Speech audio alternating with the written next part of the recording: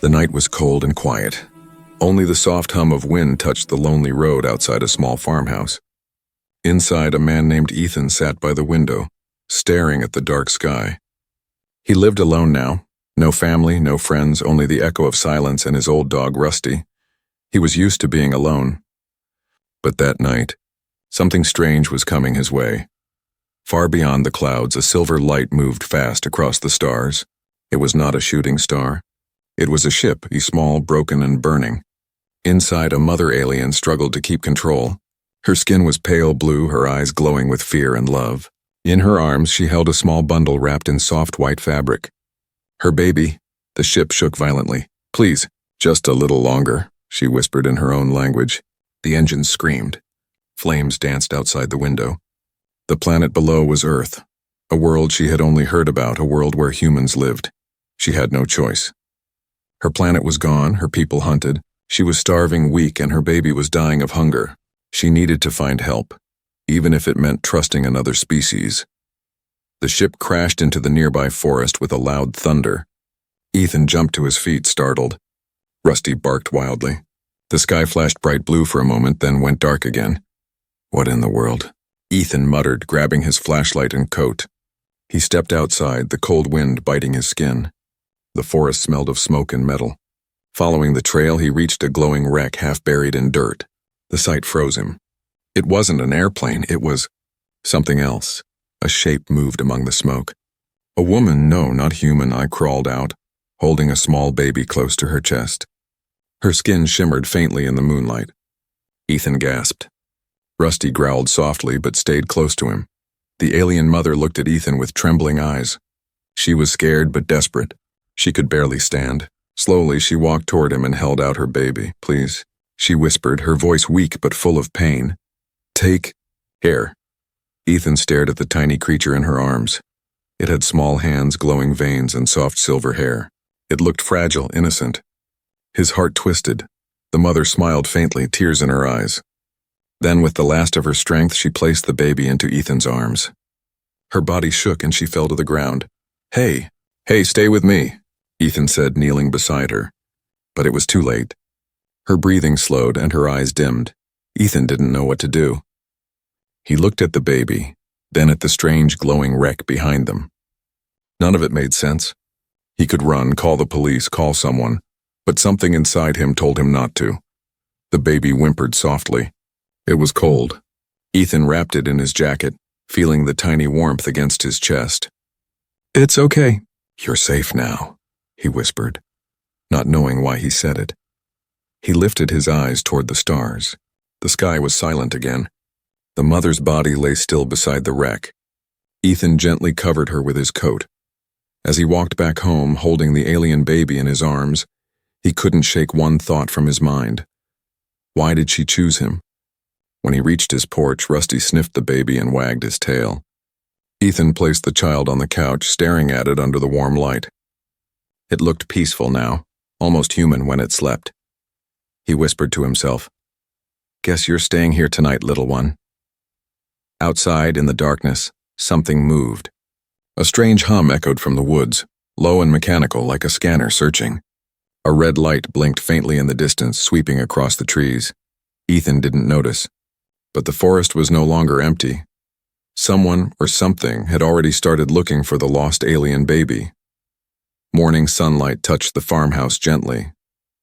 Birds sang on the old wooden fence, and everything looked peaceful, almost normal.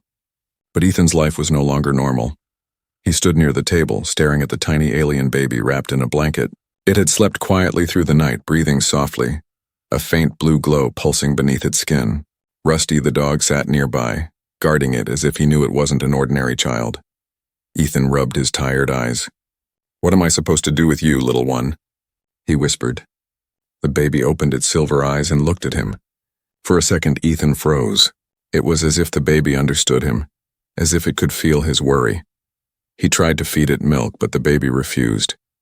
Then he warmed some honey water, and to his surprise, the baby accepted it. A weak smile crossed Ethan's face. "So you're picky, huh?" But deep down he felt uneasy.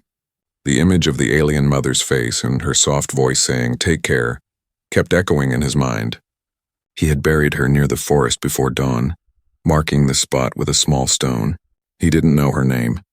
Yet he couldn't forget her eyes, full of fear and hope. Ethan knew he should call someone.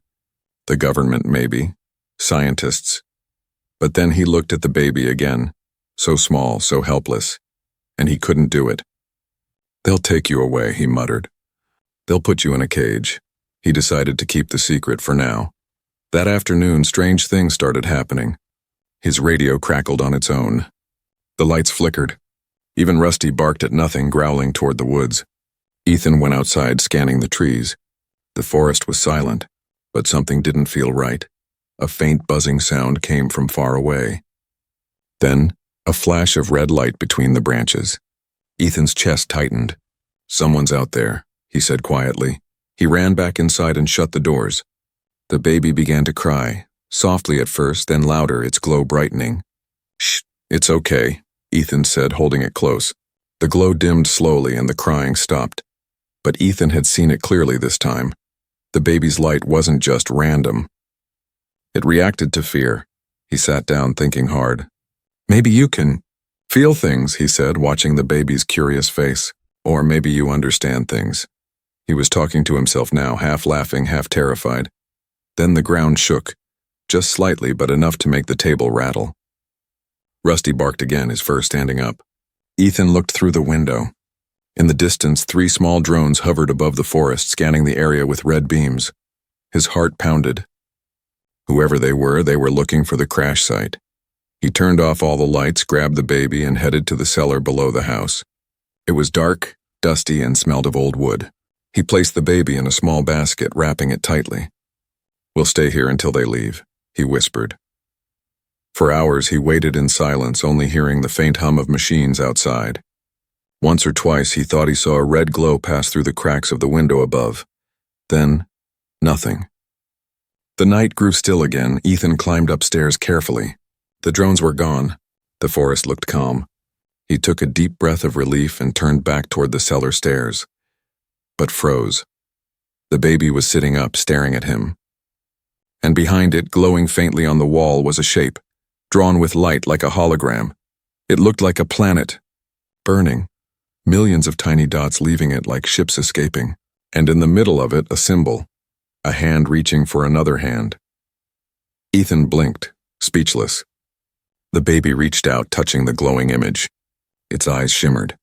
Then the image faded. He sat down slowly, whispering, "You're trying to tell me something, aren't you?" The baby cooed softly and smiled. That night, Ethan couldn't sleep. He sat by the baby's basket, his mind racing. The drones, the hologram, the strange power the baby had. Everything pointed to something bigger. He looked at the stars through the window. "Your people are out there," he said quietly. "And they might be coming." But far away, deep in the forest, another light blinked. A black ship, silent and sharp, hovered above the trees. Inside, shadowy figures watched the farmhouse on their screens. One of them hissed, "Target confirmed. The child is alive. The hunt had begun." The next morning, Ethan woke up with a heavy feeling in his chest. He hadn't slept much. Every time he closed his eyes, he saw the burning planet the baby had shown him, and the mother's last words echoing in his head. "Take care." The baby was awake already, sitting quietly in the basket. The soft blue glow of its skin had faded to a gentle silver, like moonlight on water.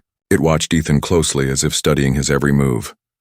"Morning, little one," Ethan said, forcing a smile. "Guess we survived another night." He gave the baby warm milk mixed with honey again, and this time it reached out with tiny fingers and touched his hand. Ethan felt a strange warmth spread through him, not from the touch but from inside his chest. A calm feeling, deep and peaceful. "Are you doing that?" he asked softly. The baby blinked and smiled. Outside, the world was waking up too, but not in peace. A few miles away, black-clad soldiers stepped out of a silent ship hidden deep in the forest. Their suits shimmered like shadows, faces covered by masks that reflected no light. They were not human. Their leader, a tall figure with glowing red eyes, spoke through a voice box that buzzed with static. "The tracker shows the baby is alive," he said. "Recover it at any cost. No witnesses." He turned toward the trees where the farmhouse lay hidden in the valley below. "Move out." Ethan didn't know it yet, but danger was already on its way. He was in the barn fixing an old generator. The baby sat nearby, wrapped in a blanket on a pile of hay. Rusty lay beside it, tail wagging slowly, eyes watchful. As Ethan tightened a bolt, the lights flickered again, just like before. Then he heard it, a faint metallic sound like gears turning in the wind. Rusty growled low, his ears twitching. Ethan stood up, scanning the fields.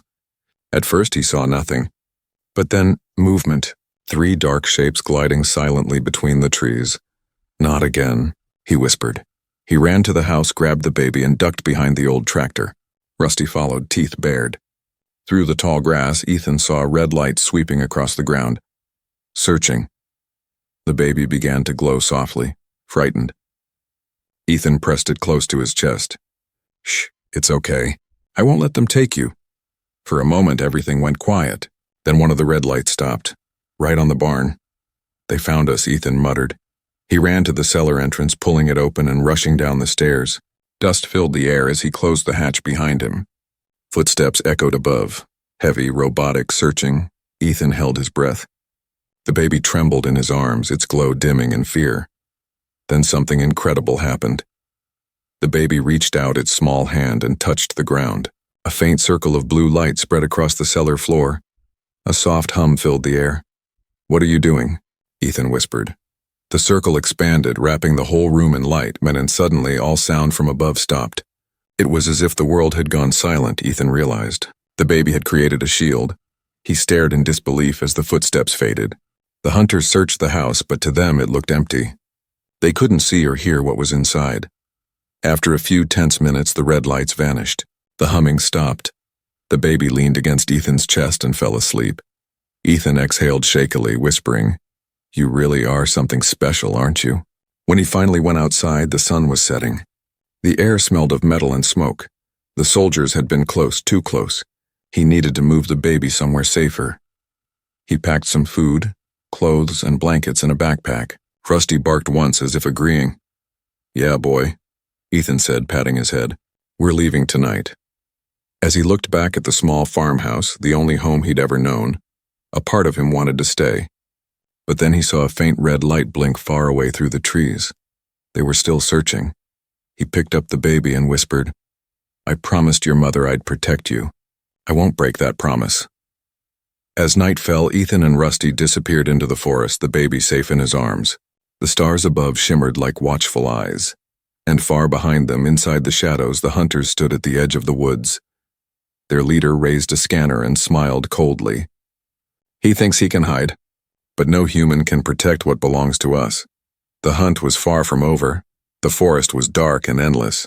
Moonlight slid through the tall trees, painting the ground in silver and shadow. Ethan walked carefully, his backpack heavy, the baby wrapped in warm cloth against his chest. Rusty trotted beside him, quiet but alert.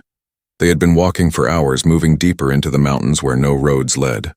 Ethan's legs ached, but he didn't stop. Every time he looked back, he imagined red lights following. The hunters still searching. Finally, he found an old cabin near a stream. The roof was broken, but the walls still stood. "We'll rest here for tonight," he whispered. He placed the baby on a small pile of blankets and sighed, exhausted.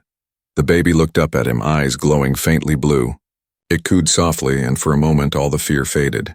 Ethan smiled weakly. "You really don't understand how much trouble you've brought me, do you?" The baby giggled, a sound so pure and sweet that it made Ethan's chest tighten. Later, when the fire burned low, Ethan sat near the window, staring at the stars. His mind was heavy with questions. Who were the people hunting the child? Why had the mother chosen him? And what was the meaning of that glowing image of the burning planet? He turned to look at the baby, now asleep beside Rusty.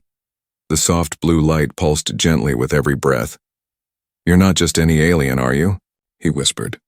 "You're something more." As if hearing him, the baby's glow brightened, and then Ethan heard it.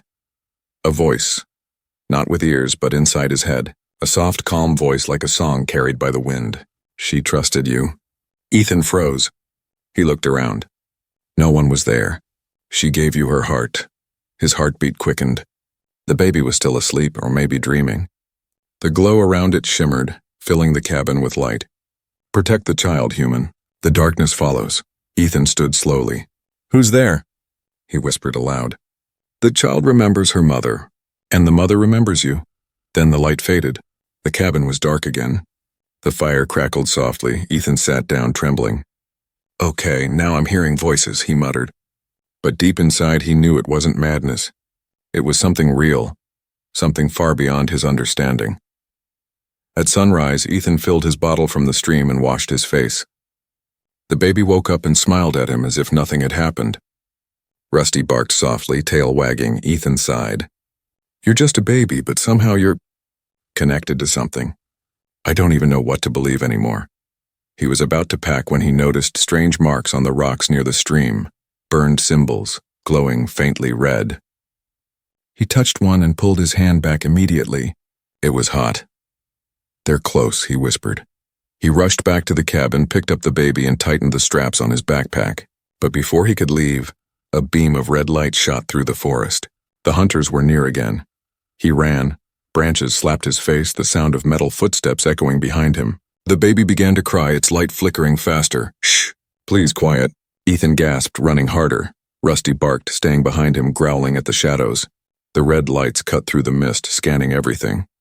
Ethan stumbled down a hill, rolling through the mud before crashing beside a large boulder. His breath came in short, painful bursts. He peeked from behind the rock, and the hunters were spreading out, scanning the ground. Suddenly, the baby's glow turned bright white. Ethan covered it with his coat. "No, not now." But it was too late. The air around them shimmered, and then silence. The red beams froze mid-air. The forest went still. Ethan looked up. Time itself had stopped. Leaves hung motionless. Even the wind was silent. The baby's eyes opened, glowing brighter than ever. And in that frozen moment, Ethan saw something unbelievable. A massive shadow above the clouds. A ship, enormous and ancient, drifting silently across the sky. The baby reached its hand toward it, a tear sliding down its tiny cheek. Then the light vanished and the world snapped back into motion. The red beams moved again. The hunters shouted something in a strange language. Ethan ran, clutching the baby tightly. He didn't stop until he reached a cave hidden behind a waterfall. Panting, he collapsed inside, water dripping from his hair. He looked at the baby and still glowing softly, staring at him with those silver eyes. "Who are you, little one?" he whispered. "And what was that ship?" The baby blinked once, and on the wet cave wall, faint blue letters appeared, not written by hand but by light. "Home." Ethan stared at the glowing word. He didn't know what it meant. Was the ship trying to find the baby, or take it back to danger? One thing was certain. He couldn't stop now, because somewhere up there beyond the stars, someone, or something, was calling for the child. The cave was cold and damp, echoing with the distant sound of falling water. Ethan sat near the fire he had built from broken branches, holding the baby close to keep it warm. Rusty lay at his feet, eyes half open, still guarding. Outside, the storm raged across the mountains, hiding them from the hunters for now. Ethan stared at the glowing words still faintly shining on the cave wall. "Home. What does that mean?" he whispered. "Your home or mine?" The baby looked up at him, small silver eyes blinking slowly. Then it reached out and touched his chest again. And in that moment, Ethan felt something. Not words this time, but images, visions flashing behind his eyes. A city made of crystal towers under two suns, alien ships flying across purple skies. And then, fire, destruction, a planet breaking apart. Ethan gasped and pulled back, panting.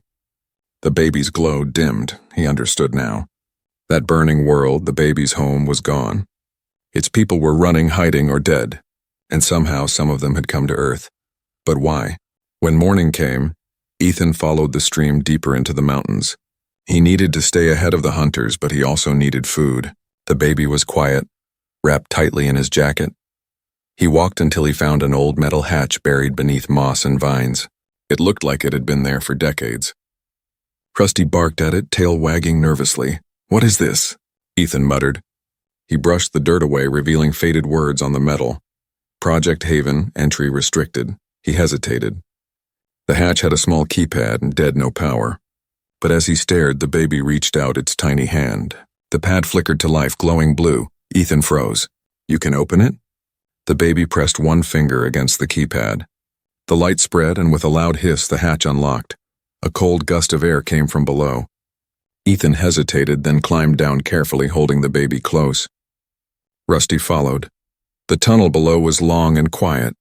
Dust floated in the beam of Ethan's flashlight. After a few minutes, he reached a massive underground chamber filled with old computers and glass tubes. Everything was covered in cobwebs and silence. "This looks like a lab," he whispered. He brushed dust from one of the screens. To his surprise, it flickered on, still alive after all these years. The screen displayed old recordings, government logos, and then alien symbols. "Experiment log 94, Project Haven," a voice said suddenly. Ethan jumped. It was an automated recording. Year 2069, first contact confirmed. The alien species identified as Oralis offered genetic samples for study. Objective: hybrid adaptation between human and Oralis DNA. Ethan's heart stopped. "What?" The voice continued.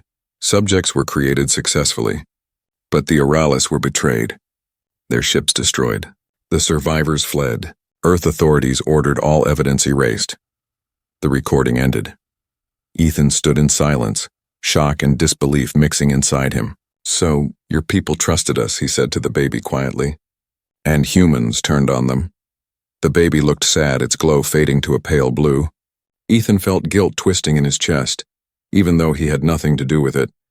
Suddenly, a loud beep echoed through the lab. The baby's touch on the screen had activated something. Another display came to life, showing a map of Earth with a blinking blue dot right where they stood. Then, beside it, 3 red dots appeared, moving fast toward their location. "Oh no," Ethan whispered. "They found us." He grabbed his backpack and ran toward the tunnel. Rusty barked urgently, tail stiff. The baby's light brightened again, not out of fear, but purpose. "Not now, please," Ethan begged. But the baby's glow expanded, spreading through the tunnel like a pulse. Above ground, the hunters were closing in. Their scanners picked up movement, then static. Their leader growled. The signals scrambled. The child's energy field is interfering. Inside the tunnel, blue lines appeared on the walls, lighting the path ahead. The baby was guiding them. Ethan followed the glowing trail, heart pounding.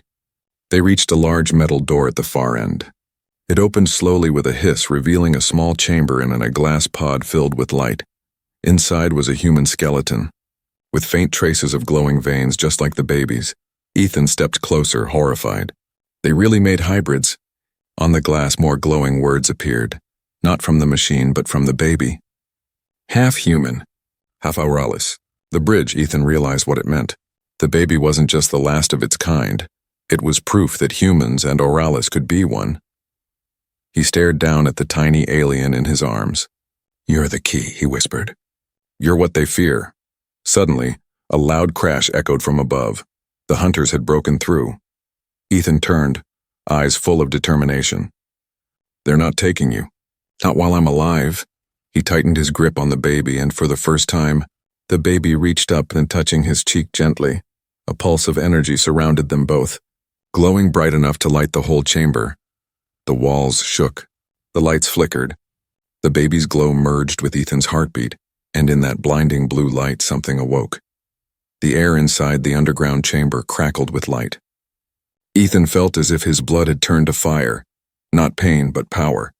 His eyes burned bright blue for a moment, then dimmed again. When the light finally faded, he fell to his knees, gasping for breath. The baby in his arms was calm now, glowing faintly as if it had shared a part of itself with him. Rusty barked once, confused but unafraid. What did you do to me?" Ethan whispered. His heartbeat sounded strange, like 2 rhythms beating together. He could feel things he couldn't before, the hum of electricity in the walls, the faint echo of footsteps above, and even the baby's soft thoughts, emotions like whispers in the back of his mind. "Safe it together." The words weren't spoken. They were felt. Ethan looked down at the baby, stunned. "I can hear you now." The baby smiled, but before he could think more, the ground shook. The hunters had found the entrance. A heavy metal sound echoed through the tunnels. "They're here," Ethan said through gritted teeth. He stood, still dizzy but stronger than before. His body felt lighter, faster. The baby's energy pulsed inside him like a living flame. He ran through the narrow tunnels, Rusty at his side, carrying the child close to his chest. The old lights flickered overhead as distant voices shouted in a strange alien tongue. Then, boom! The wall behind him exploded, sending dust and debris flying. Ethan stumbled but kept running. A red beam sliced past his shoulder, burning a hole in the wall. Keep moving, he told himself. One of the hunters dropped from the ceiling, blocking his path. Its armor shimmered black, its face hidden behind a glass mask. It raised a weapon, glowing red at the tip. Ethan didn't think. His instincts took over. He raised his hand, and a burst of blue energy shot out from his palm, slamming into the creature and throwing it back against the wall. The light faded. Ethan stared at his hand, trembling. What was that? The baby blinked up at him, eyes shining softly. Protected. Together. Ethan almost laughed, half in fear, half in disbelief. You gave me your power. He didn't have time to question more. Another explosion shook the ground. He ran again, every muscle burning but his mind strangely calm. He could feel where the enemies were, like faint pulses of red in his head. He turned into an old elevator shaft and climbed, using pipes and cables. Rusty followed, barking as he leapt up behind him. Above, a faint circle of daylight glowed through a rusted hatch. When Ethan pushed it open, sunlight poured in, the first he'd seen in days. They had reached the mountain ridge. He climbed out, panting, and laid the baby gently on the ground. The wind was cold but fresh. We made it, he whispered, but below, black smoke rose from the trees. The hunters were still coming. Their ships hovered low, scanning the ground with red light. Ethan's blue eyes flickered again. He didn't know how to control his new power, but he knew one thing. He wasn't running anymore. He carried the baby to the edge of the ridge and looked at the wide valley below. The world felt different now, more alive, more connected. He could hear the heartbeat of the forest, the hum of power in the air, and the quiet pulse of the child beside him. He spoke softly. Your mother didn't choose me by accident, did she? The baby didn't answer with words, but Ethan felt the emotion, trust, hope, and love. He smiled sadly. Then let's finish what she started. Suddenly, the clouds above split open. A massive black ship appeared, the same one he had seen during the frozen moment. It was larger than any building, covered in red lights and strange symbols. The hunter's leader stood on a platform that extended from the ship, his voice booming through the air. Human, you hold what does not belong to you. Surrender the hybrid child and your death will be painless. Ethan stood tall, holding the baby close. You'll have to kill me first, the alien hissed, lifting his hand. Dozens of drones rose from the forest below, weapons glowing red. Ethan took a deep breath. The baby's light brightened in his arms. Their energy pulsed together, blue and white spiraling through the air. Rusty growled, standing in front of them. Then Ethan whispered, let's see what we can really do. The sky exploded in light. A wave of energy spread from Ethan and the baby, slamming into the drones and sending them crashing to the ground like falling stars. Trees bent under the force. The alien ship's red lights flickered and went dark for a moment. When the light faded, Ethan fell to his knees, exhausted but alive. The valley was silent except for the wind. He looked down at the baby. You saved us again, he said weakly. But the baby looked up at him with wide eyes, not calm this time. Afraid. Ethan followed its gaze toward the sky. Another ship was descending. Not black and red like the hunters, but silver and blue, glowing with the same soft light as the baby. Ethan's heart pounded. Who are they? The baby smiled faintly. Home. The silver ship descended through the clouds like a falling star, bathing the valley in soft blue light. The trees bent under its silent power, and the air trembled as it touched down on the ridge before Ethan. Ethan stood weakly, his arms still holding the glowing baby. Rusty barked once, but then went quiet, sensing something peaceful, not dangerous. The black hunter ship hovered in the distance, its engines screaming in defiance. The hunters gathered weapons ready, but the silver ship did not fire. It simply waited. A soft hum echoed as its doors opened and 3 tall figures stepped out. They were not like the hunters. Their skin shimmered like crystal and their eyes glowed with warmth instead of rage. They looked at Ethan, then at the baby in his arms, the one in front, a woman with hair that floated like silver mist. placed her hand over her heart and bowed. "Guardian of the child," she said in a soft, musical voice. "You have done what many of us could not. You kept the light alive." Ethan blinked. You can speak English?" She smiled faintly. "The child helped us find your mind." Ethan looked down at the baby, who smiled back at him. "So, you're the good guys?" The woman nodded sadly. "We are what remains of the Oralis, those who fled the fire. The child you carry is our future, a bond between two worlds." Her words hit him like a weight. "Future, you mean?" She stepped closer, her eyes soft. "That child carries human DNA, Ethan. It is proof that our species can live as one. That peace between Oralis and Earth is possible, but the hunters wish to erase that truth. They want only war." Ethan looked toward the dark ship in the distance. The red lights were gathering again. "So what now?" he asked. "They won't just leave us alone." The woman's expression hardened. "Then we will end it." The ground shook as the black ship fired the first blast. The silver one raised a glowing barrier, the impact echoing like thunder. The hunters advanced across the ridge, weapons flashing. Ethan placed the baby safely behind a rock and turned to the woman. "What can I do? I'm not one of you." "You are," she said gently. "You carry the child's light. It flows through you now. Together you can awaken what sleeps inside." He swallowed hard. "And what happens when I do?" Her eyes softened with sadness. "You may not return." Ethan's heart ached. He looked at the baby, small, innocent, staring up at him with those silver eyes. He knelt down and touched its tiny hand. "Hey, little one," he whispered. "Looks like it's my turn to protect you again." The baby reached for his face, glowing brighter. He felt warmth spread through his body, like sunlight filling every corner of his soul. The woman's voice echoed softly. "The bond is complete." Ethan stood, his eyes burning blue once more. He turned toward the sky where the hunter's ship loomed, preparing another strike. "Let's finish this," he said. The battle lit up the mountain like dawn. Blue and red light collided in the sky, thunder roaring through the valley. Ethan moved with impossible speed, his body glowing with the same power as the baby's. Every motion left trails of light behind him. He raised his hand, and the air rippled. The hunters' weapons bent and twisted, their energy turning against them. One by one, their drones fell like stars into the forest. The black ship's leader roared from the sky, his mask cracking under the force of the energy. "You cannot stop destiny, human." Ethan's voice was calm but powerful. "Maybe not, but I can change it." He lifted both hands. The light from his body merged with the glow of the baby, forming a massive pulse of white energy that spread across the valley like a second sunrise. The explosion of light swallowed everything, the hunters, the darkness, the noise. For a moment, time stopped. When the light faded, the sky was clear again. The black ship was gone. Only ashes remained, drifting into the clouds. The woman from the silver ship stepped forward slowly, her eyes shining with tears. "He did it," she whispered.